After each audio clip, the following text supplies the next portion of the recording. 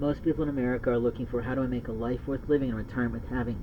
In order to do that, we're looking for, what do we need in our life to do things right so that we can become the best person that we are meant to be in God's light.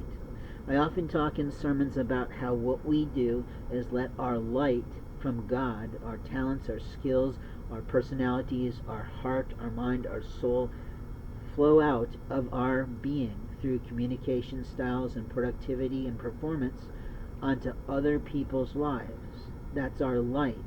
And as we do that in the light and love of God, we light other people's lights within them. And the Lord puts that on other people. In my lifetime, I have always chosen girls that had a unique, soulful light within them.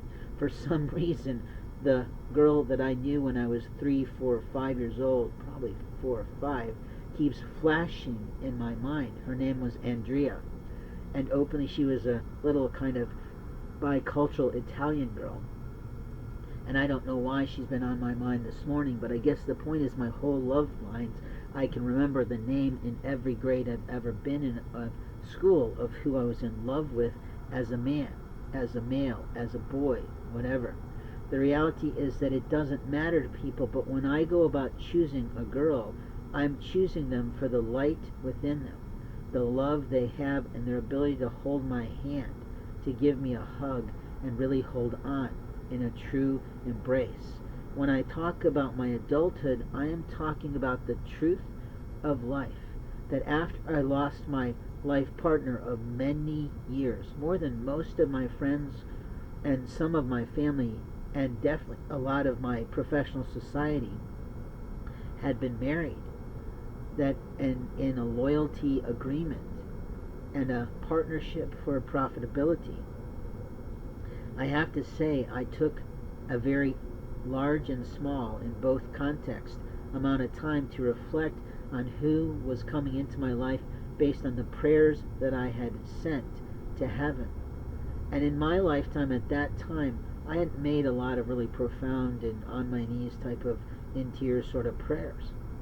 But within a week's time, that person walked into my life in sort of a drama queen way and changed my whole fucking prayer life. She is the person who taught me my pendulum practice.